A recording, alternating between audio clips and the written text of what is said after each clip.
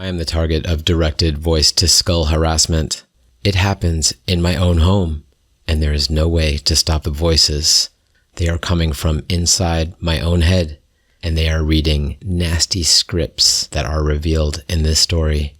This all ties in with my wrong move and my relationship with a beautiful but unstable young woman and her ongoing relationship with a very jealous ex who happens to be employed by the program. This is part 2 of my 3-part story, so stay tuned for this gruesome affair, The Journey to Overcome of John Falcon. Finding yourself in the talons of an owl and the shadows of the forest moonlight, it's a gruesome affair.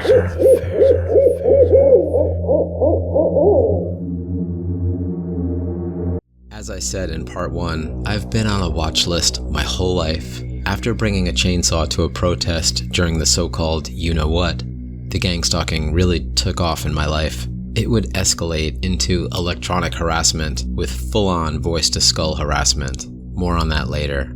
About bringing the chainsaw, it wasn't the best decision. But at least at the time, I thought it would make a spectacle. This it did, and it taught me a powerful lesson about the power of laying low, the power of silence. And like Sun Tzu wrote in The Art of War, act strong when you are weak, and act weak when you are strong. A little more on Sun Tzu on losing the ego but winning the war. In the chapter called On the March in The Art of War, Sun Tzu talks about talking and looking humble.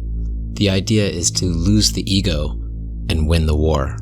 He writes, when the enemy's envoys speak in humble terms, but the armies continue preparations, that means they will advance. When their language is strong and the enemy pretentiously advances, these may be signs that the enemy will retreat. We are the survivors, the alliance of light and the vampire slayers. We speak in humble terms and make our preparations in silence. V2K is the abbreviation for voice to skull. When this started, it was a new and very sadistic form of harassment. When did this stuff start? When did the electronic harassment, voice to skull, and all of this really start? What specifically was the event in my life that triggered the voices to start taunting me in my own head during a certain electronic career gang stalker's night shift? Well, this is the story. It started when I started seeing a pretty young woman named Alice. Her ex is a full-time employed community monitorer. He also was the jealous, obsessive type and certainly had the type of moral code where he was comfortable systematically abusing his privileges and access to electronic weaponry and state-funded cyber information systems. There's more to it. Alice herself was involved. This is the fine line between technological gang stalking and spiritual gang stalking. I still never really figured out how much Alice understands her own role in all of this. I don't think she fully understands it herself. An example is that she would post on social media the day after the first night she stayed over with me that she was, quote, going to war, unquote. Alice had been on my mind for a while. I like her vibe. I like her sharp look. She's a stunning girl with a fit body, and she knows it. Everybody that catches her with their eye knows this instantly. I remember reading once that when you start dating a girl, it's good to know how obsessed her ex is, because you might just find out the hard way. This is how I found out. Life does this.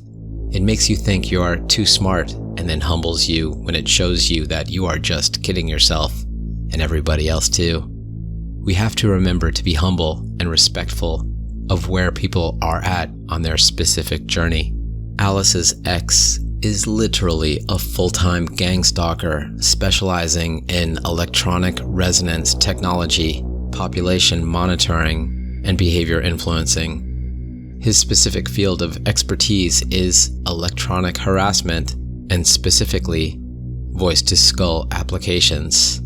He has access to Prism and the full array of tools. They work in 8-hour shifts, so I generally only receive the receiving end of his, let's call, expertise during specifically his 8-hour shifts, which were between 4 p.m. and midnight on weekdays. I had been on a date with Alice, and she had stayed over. Things started slow and then really fast and really intense with us. The first experience went down like this. Alice and I had been together. We were getting along and a bit addicted to each other at that point already. I started hearing voices immediately after things got heavy with us. I thought I was going crazy. I was home alone and in my living room, and I hear exactly this in my own head. Dude, I am killing you with your own phone. I'm going to give you redacted with your own phone. The redacted part is just a word for not good health. I believe in words and manifestation, so that part is redacted just for your spiritual protection. You can probably guess what it is. It's not a secret or anything. It's just that I generally want to speak love, health, and wisdom and victory into your ears, dear listener. The first part happened like this. I was in shock. It was one part, am I going crazy? And one part, how is this possible? It happened again the night after, and the message was similar, and it repeated. At first, I thought maybe a Bluetooth speaker was playing the voice, but this was not the case. The volume of the voice was the same level no matter where I was in the house. I would hear it in the living room and rotate my head trying to figure out where the voice is coming from. Then I would go into the kitchen and wait to see if it would come again. Then it would come again. Dude, I am killing you with your own phone. I'm going to give you redacted with your own phone. The voice spoke clear as day in my head. I am in the living room and I hear this voice. John, I am going to kill you with your own phone. This is not a game. Follow my exact instructions right now. The voice said, walk into the kitchen, John. The voice continued. I resisted and then the voice comes again. Move your ass, John. I am giving you information that will help you, but not there, not in the living room, in the kitchen, the voice said. So I followed orders and walked into the kitchen. Good boy. You see, I know where you are, John Falcons, always. Your DNA is in our database, and we can always resonate with only and exactly your DNA on your own key frequency signature, the voice in my head said. Remember that long Q-tip test you took deep up in your nose on June 3rd, 2020? Yeah, that was really just for mapping your DNA resonance signature into our database. We know who you are and where you are always, the voice said. Now, go in your bedroom, John, the voice said. I just stood there. I didn't want to do what the voice in my head was telling me to do, but I was also curious. Do you think this is a game, John? Move your slow ass into the bedroom. I want to tell you something in that room, the voice said. So I walked into the bedroom. You are always within range of, on average, 30 Wi-Fi transmitters, counting mobile phones too. They send and receive signals, and I can see it all. I'll be watching you, you piece of shit, the voice said. This was not a fun experience, to say the least. I am being targeted with specific taunts in the privacy of my own home, while alone. This is supposed to be my time, my life, my rest, and my privacy. And this is not something that you can go out and tell others about. They will think you're crazy. Of course, you'll be labeled, stigmatized, and this will exactly fulfill the intentions of the gang stalkers. They want you to get a label like that. They want you discredited. This is not a wise move to make. It is probably best to move in silence. I could not triangulate where the voice was coming from. I powered down my phone, and I switched off all the circuit breakers so the entire house was powered down. By doing this, the Wi-Fi transmitter was powered down, but certainly not the home's smart meter, which is exactly an RF transmitter that cannot be turned off. I am standing in my dark and silent home, and this voice comes. "Do you actually think you can escape by turning off the lights?" The voice said. "Haven't you seen Google Maps? We know about the birdhouse in your backyard and every other stupid detail. We can tell you where your house's lousy insulation is leaking heat. We know more about the cheap-ass structure that you live in than you ever could," the voice said.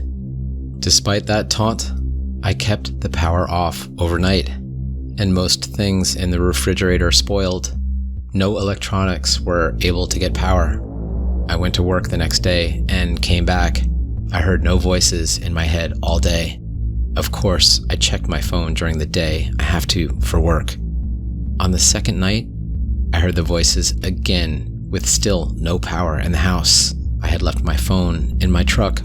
With the power down, I could see that the voice was most intense in the bedroom by the far wall.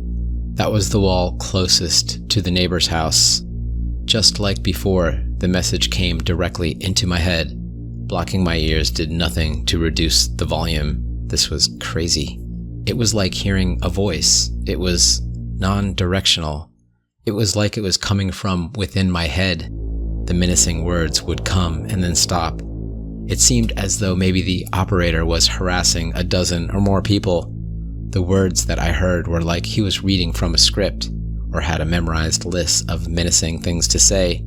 It was like each line spoken was a negative affirmation, something to try to tear me down. The most common being was, "I am going to kill you with your own phone." When it was my turn to be harassed by the operator, I would get his potty mouth, haughty threats and taunts again for a minute, and then it would go silent again. It was horrifying. It made me feel crazy. It made me try to figure out where it was coming from. But trying to discover this was futile. I turned the circuit breakers back on when I realized it was not stopping the voices. Being harassed with lights and refrigerated food beats being harassed in the dark with spoiled food. I went out to my truck and got my phone again. There's no point in going low tech if it doesn't even stop the voice. We are saturated in EMF signals in modern Earth realm. That's the thing about modern life. Our own phone is like a personal big brother gang stalker watching you 24/7. But even knowing this, we are still using our phones all day and often prioritizing its power charge over our own nutrition, hydration, and well-being. It's wild. After the first 48 hours of voice-to-skull hell, I strangely already started getting to acclimate to it. During one silent period of about an hour in the evening, I wondered where Mr. V2K operator was, and why he was not giving me some horrible words. Why was he not giving me attention? In that moment, I understood how people can fall into a Stockholm syndrome, even if the aim of their abuser is their own demise. And I know who Mr. V2K operator is, or at least most probably know. It is Niles Martin. Niles Martin is Alex's not-so-ex-boyfriend. Then the voice came. He told me this: "When you go to the psych ward, just tell them that you are having an energy drink psychosis." I guess Niles Martin was getting a little more creative with his taunts already, or reading less used lines from his script. I didn't tell Alice about it. I think she, in a way, already knew anyway. She probably would prefer to know less than more about this situation. She had some weird, secretive things going on, and we'll get to that in a little bit. I felt like she had an idea it would happen, and that she was still in contact with her ex. Her and Niles Martin were texting daily still. They had a lot of drama, but were still, air quote, friends. They still asked each other questions and did each other generous favors. I was in my truck at the Whole Foods parking lot. The song "The Pot" by Tool was playing. I check social media, and at that very moment, Alice posts an image of herself, and the caption reads, "At Whole Foods, listening to Tool. WTF." She knows this is a taunt. This is when I confirmed that somehow Alice is in on all of this, or aware, or partially aware, but somehow complicit. That's the thing about gang stalking. That's where it takes the spiritual dimension, because some things just don't make sense and cannot be explained with technology as advanced as it is. Part of the spiritual gang stalking is indeed synchronicity. There is still a component of it all that breaks the rule set of our realm, the illusory earth realm we consensually mostly agree is reality. The word for such meaningful coincidences is synchronicity, a term coined by Carl Jung in the late 1920s. Serendipity is when the synchronicity has a positive and unexpected outcome. These manifestations are an expression of the will of the soul. When it is a warning or an evil synchronicity, it is something I don't yet have a word for, maybe an omen or a bad omen, as these synchronicities tell something about the current situation and also have a prophetic message for things to come. In my gut, I already knew the message of the prophetic bad omen was true. I just had to live it out because my soul was not yet wise enough to trust the message from the divine. There is a good alliance, but the evil hive mind is very active and always scheming, always planning, always trying to keep you in a state of fear and unfocused and distracted from putting in the work to become the version of you that God wants you to be. Ephesians 6 really hits the bullseye about control coming from the dark spiritual forces in high places. Still, I didn't say anything to Alice. That night, I heard the voice again. This time there was a new message. "We are going to F you up." He said the F word in full though. Then the voice continued later that evening with the same message that I heard countless times. "Dude, I am killing you with your own phone. I am going to give you redacted with your own phone." The voice talks and keeps rambling, threatening, and evil taunts to specifically me. I check social media and see a new post just now from Alice. She posted a photo just then of herself biting her lip. The caption reads, "Thinking of someone I like," and she was wearing a baseball cap with a particular anime character on it. The character on the cap was Light Yagami from Death Note. A little background on that. Death Note is a Japanese manga anime series. The series is about a character, Light Yagami, a character who has a mysterious book, and when a name is written in that book, some supernatural force kills that exact person who has that exact name. Light goes on a rampage, writing names in the book of individuals he deems immoral, and in the ensuing massacre, Light deludes himself that he is doing good. I knew that post by Alice, with the Death Note character named Light, was created with the intention of taunting exactly me. While looking at her sharp, evil face sporting that Death Note baseball cap on that post on my phone, the voice hits me hard. "I am killing you with your own phone." This is a lot. This is crazy. Later I would hear stories about people shooting rounds into the floorboards or firing their hammer straight up into the attic because of such voices. I totally get it, but I try to keep calm. I practiced some breathing exercises, deep breaths, box breathing, fire breathing. Yeah, I've tried it all, and it definitely works. It doesn't make the problems go away. It doesn't make the situation or the fear dissolve. It just gives enough space and clarity to deal with it. I have found there is no faster way or more effective way to keep my nerves calm than to just take a couple slow, deep belly breaths and then breathe them out again real slow. It's free, and you always have this. I don't keep any weapons to shoot in my house. Earplugs were useless against this. That's the thing about gang stalking noise campaigns. Earplugs work for those, mostly. But this is next level. Electronic harassment, or EH for short.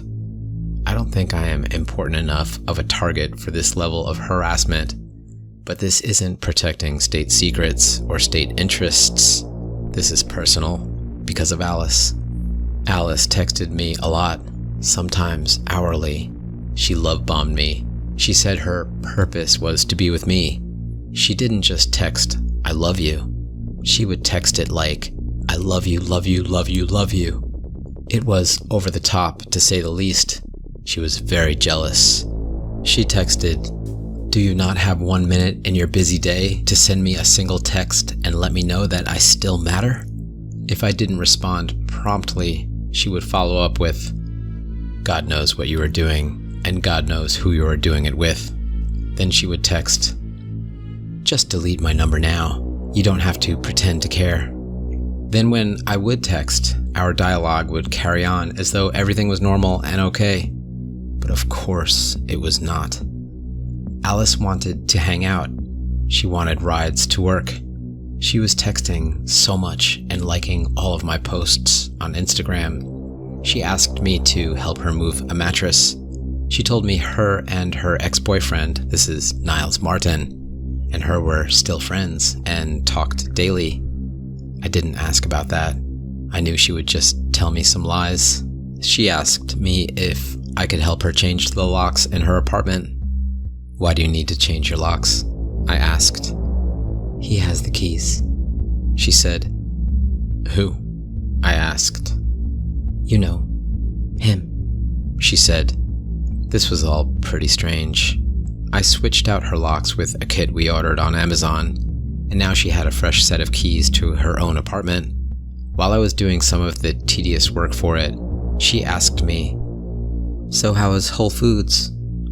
"How do you know I was at Whole Foods?" I asked.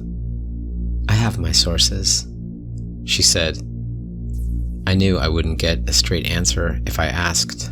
I know now that I should have just walked away right then and right there. This girl really puts the gas in gaslight, if you know what I mean. Later that night, when I stayed over and things got intense, I thought for a few minutes in those moments of pleasure that it was all worth it. Later, in the aftermath, I would discover none of it was worth it, and I really just needed to learn to listen better to my intuition and have better self-discipline and be able to say no to such pleasures. That's the thing about life. The universe lets you make the mistake as many times as you need until you finally learn the lesson. Alice and I were driving for a date, and the map's GPS brought us to an industrial park. I thought, they must have hacked the GPS. It seemed like technology was always malfunctioning in a way to maximize time loss, fear, and stress in my life. I didn't like doing these favors for Alice, but I was the one she was staying over with. She was enjoying her power. It was the one power that she does have. I knew Alice was not telling me everything, and a lot of what she was telling me was outright lies, and obvious lies at that. She did make me feel alive when we were together. It was as amazing as it was horrible. Too good to be true, and so bad it is unreal. She'd been around a little bit, if you know what I mean, but she still maintained a residual vibe of innocence and charm. She wasn't hardened and bossy in that insecure way like so many women I have known. She knew a lot about things that most girls do not know about. So many girls just ask me if I watch Gossip Girls, which I do not. But Alice, she wanted me to watch a video of an interview with Charles Manson. She said he was an MK Ultra agent and a CIA agent and on CIA payroll. She mentioned a list of people who have done some bad stuff and were demonized by the media. All of them were just MK Ultra campaigns. She said, this was fascinating, but how did she know these things? Who has she been spending time with that she is able to question the narrative?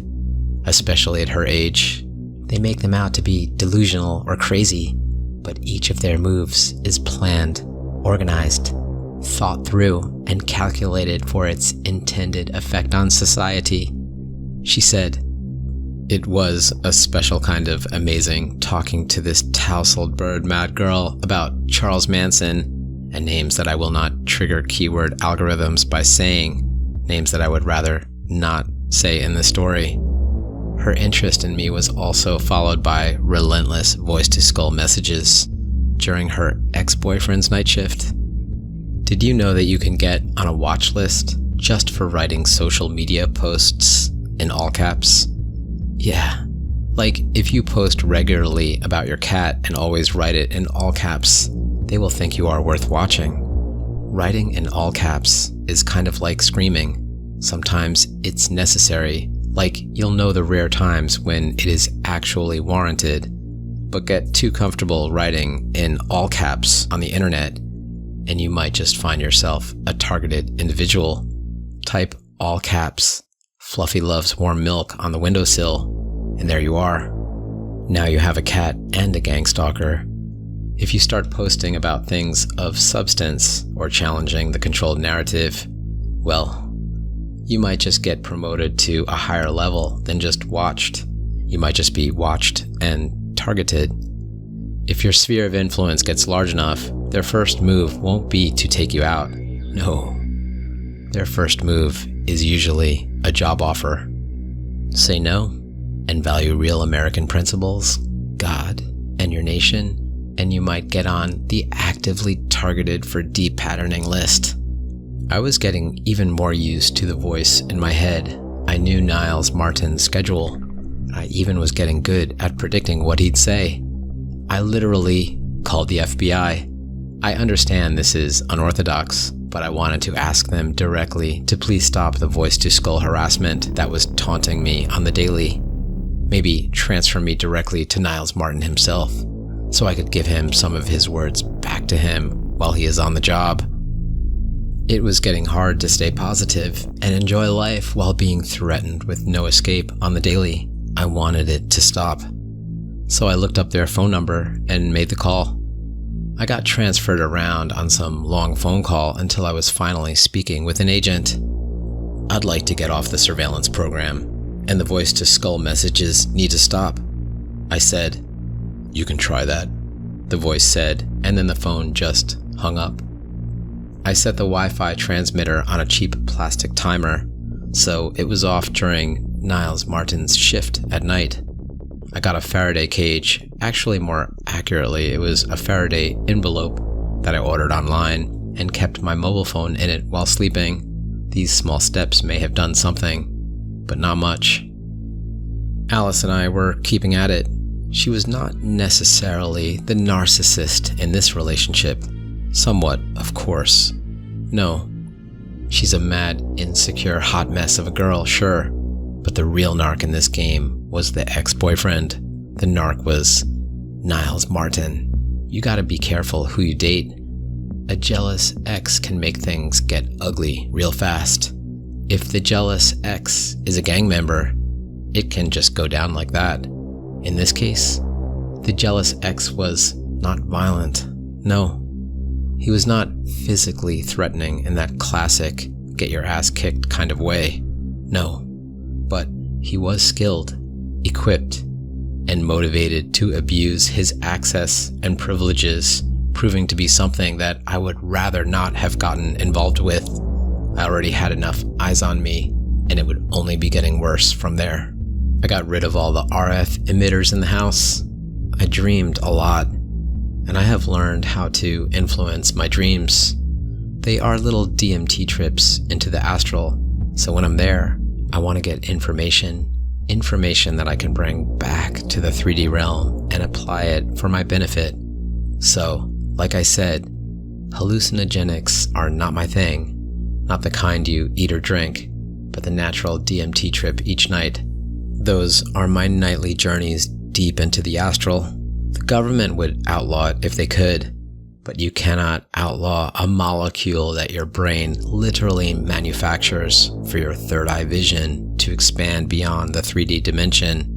In order to maximize their control of this realm, they can call people crazy who claim to go there, play up the 3D realm like materialism is real, and run multiple campaigns to calcify the pineal gland of the mass mind, while simultaneously placing astral agents in this dream space to direct explorers and wanderers back to the 3D. As crazy as it sounds, I have actually been interrogated by agents of the system during my dreams. I have explored government facilities and encountered astral security agents.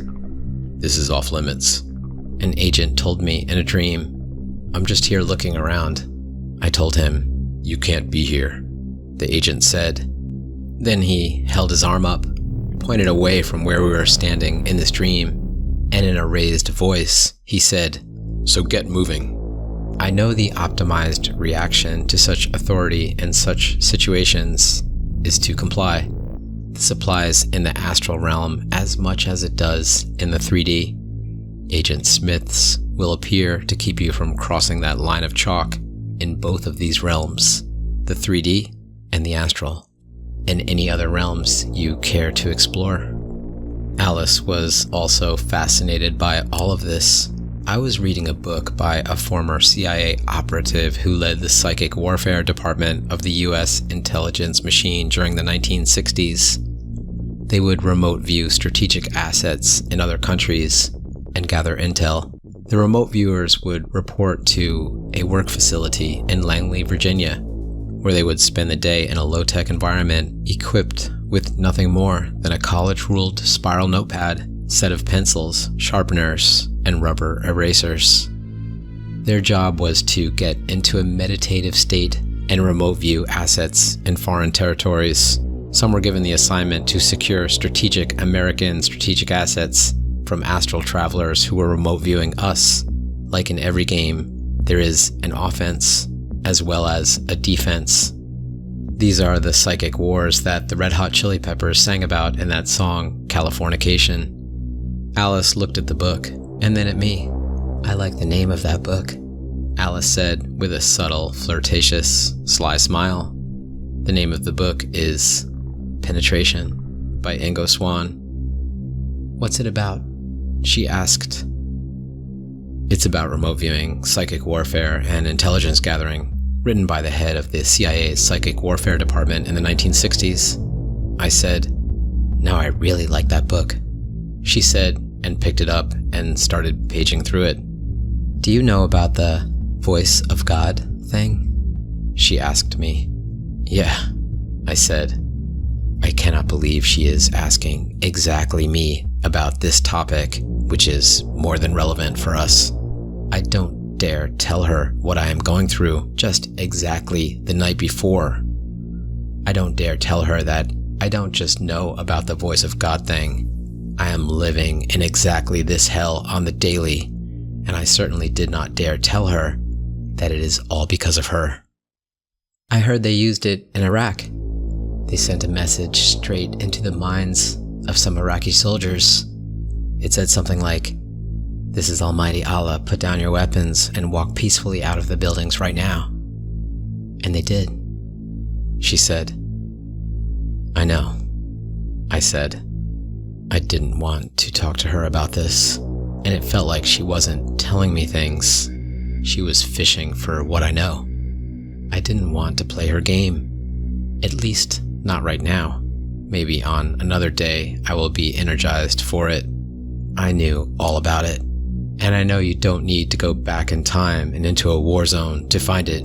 It's happening in my truck, in my kitchen, in my living room, and worst of all, in my own bedroom.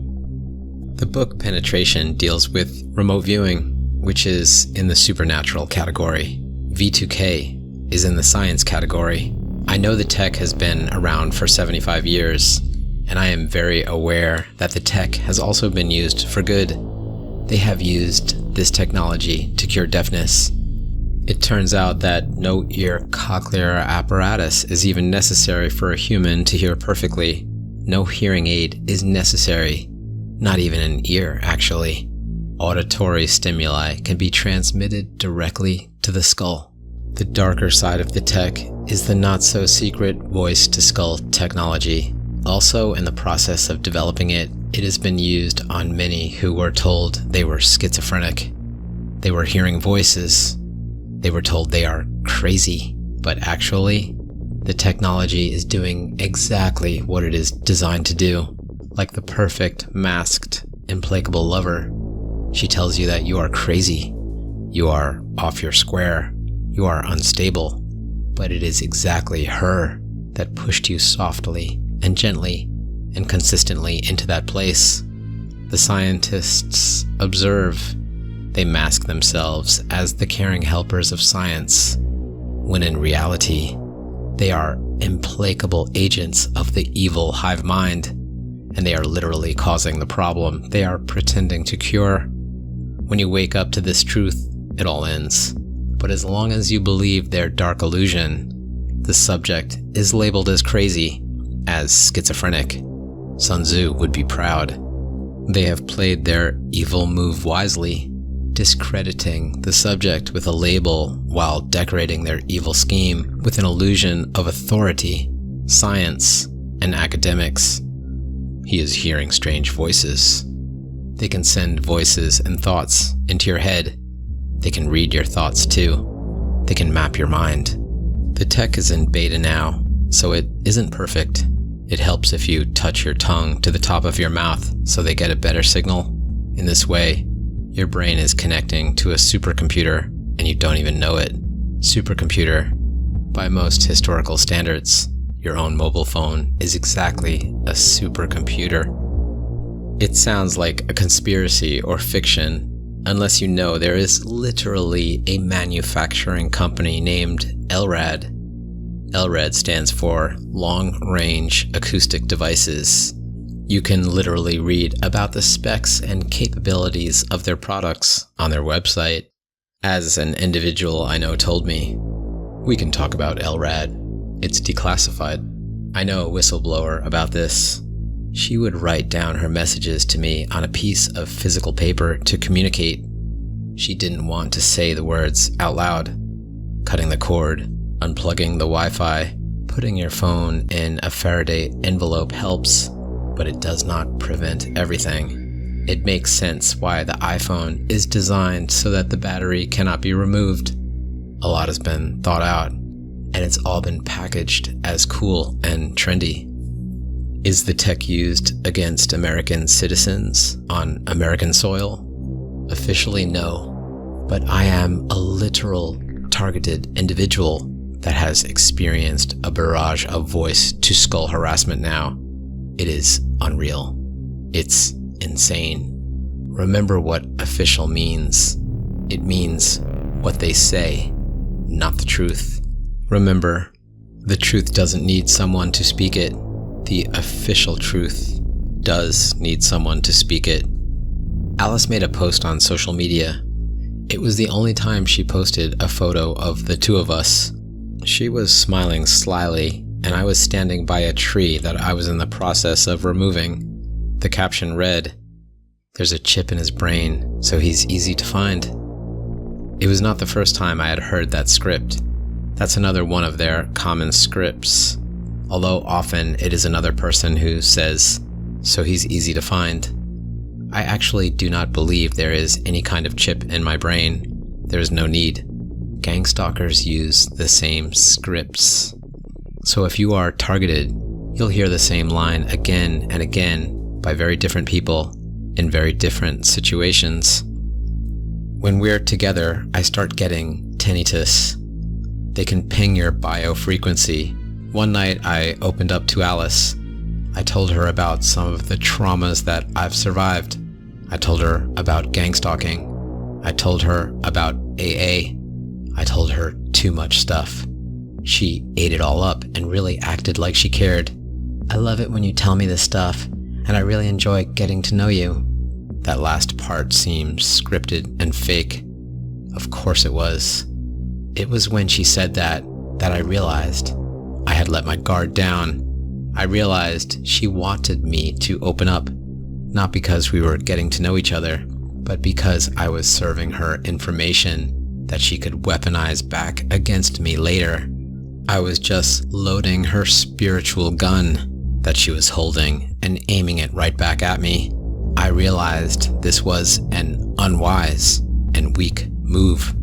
She was a good actress, but in my silence, she did also open up a bit.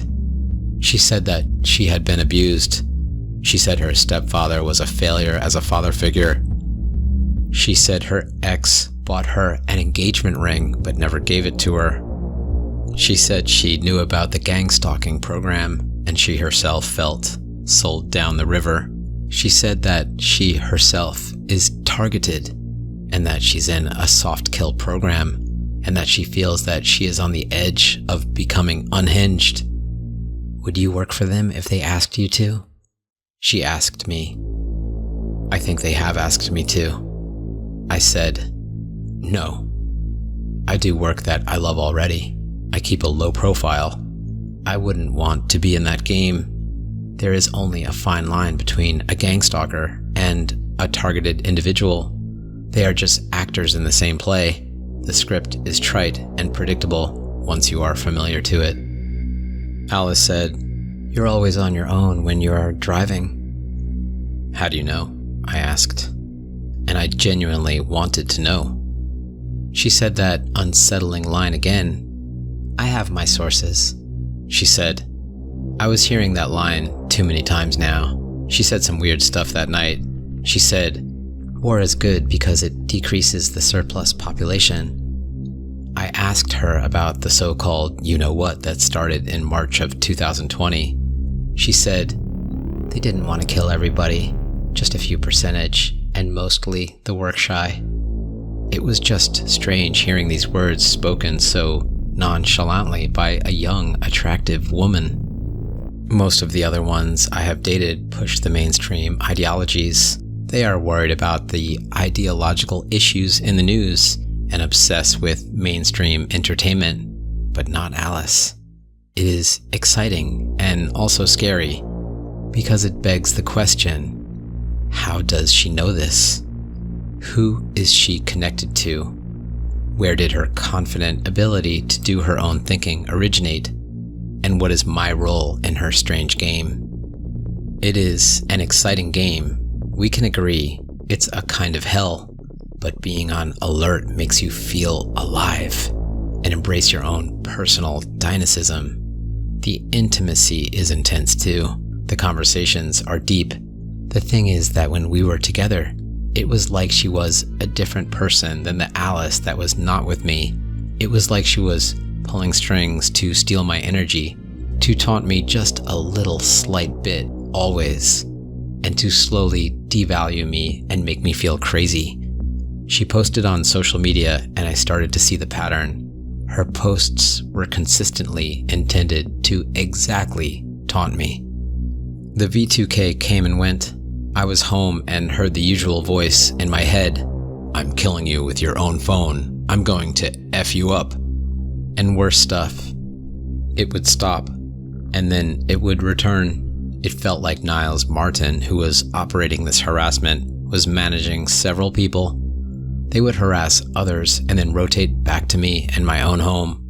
I covered my ears, and when the voice came back, it was not muted at all by my hands. The only way to actually make the voice lower was to play something so loud that I could hear nothing. I pumped up the volume on Mental Instability by Skrillex. I felt energized. I danced in my living room alone like the insane person that I actually am. I found this relief and this freedom. I could hear nothing but the pumping music, and I danced around while putting things away and cleaning up in a somehow almost happy frenzy. I felt alive. It all felt so crazy. It is crazy, and that is fine. It is crazy. This was my way of saying, with love, fuck you, to the program and the gang stalkers and this whole web of whatever that I've found myself stuck in. Then there was a knock at the door. A slamming, actually. I lowered the music and answered the door. There was a man in khaki pants, a black jacket, and a black baseball cap. Do you mind lowering the music? he said calmly. "Who are you?" I said. "I'm your neighbor." He said, "I've never seen you before. Which one do you live in?" I asked. "That's not important. I'm asking you to lower the music, and if you do not, I will have to file an official report with the authorities. Will you please lower the music?" He said. "Okay," I said. "Thank you," the man replied, and calmly turned around and walked away. I watched him walk away. This was a WTF moment. I went into the living room and lowered the music. Then I grabbed my jacket and ran outside to try and see where the man was going. If he is going into a neighboring house or car or what. It was a cool night. I could see my breath. It was misty and dark, and outside it was silent. The neighbors' houses were mostly calm and only a few lights on. It was strange. It was very quiet. I explored the area and nothing. It was late, almost midnight. The V2K had stopped. I went back inside and checked my phone.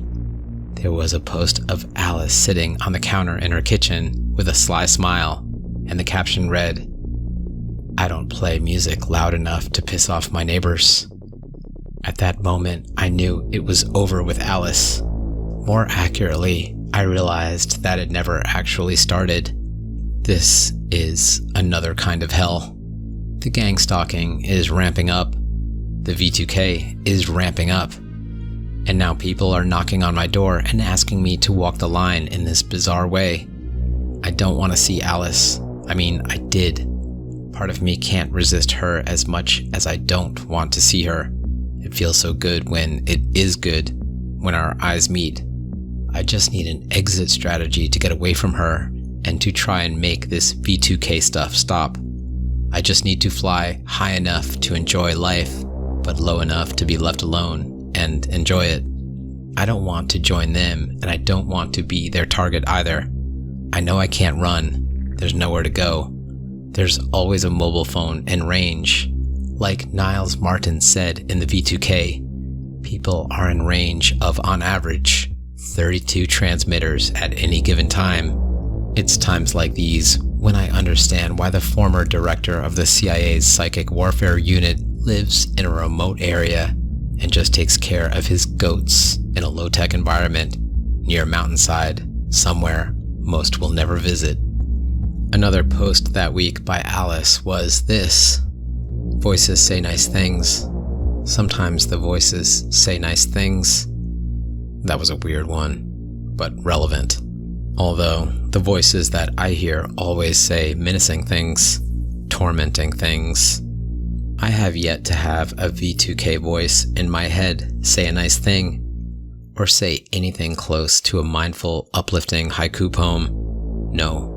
One of the most common things that I hear is, "I'm going to F you up."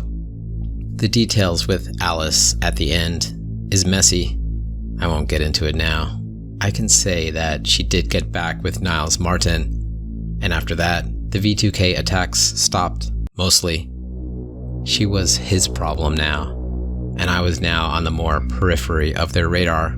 I consider this a win. Alice wasn't so much a narcissist per se, but the whole constellation of evil and aggression that she was involved with, it is something I would rather tiptoe away from and hope that they are busy with something else, someone else to torture, and not me. They had their own dramas to tend to, and it is not my business, and I am thankfully no longer involved. I still hear some voices, but it's more rare. I am still targeted. I still see gang stalkers pointing at me with their phones, pointing at me with their gift cards, and doing all the stuff they do. But that's the thing. Now I know how to be a skilled target. I know their game, how they move, and their schedule. They think they know mine, but they are missing something. They can speak in my head. They can log my DNA. They can read my frequency signature, but my thoughts are my own. My actions are my own.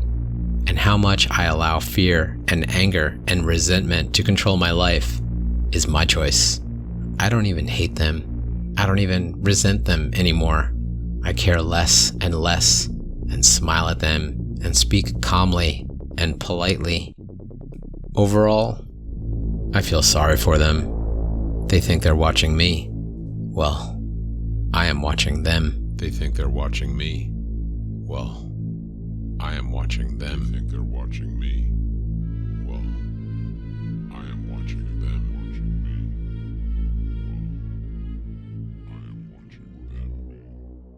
It's been awesome having you visit for this horrible tale.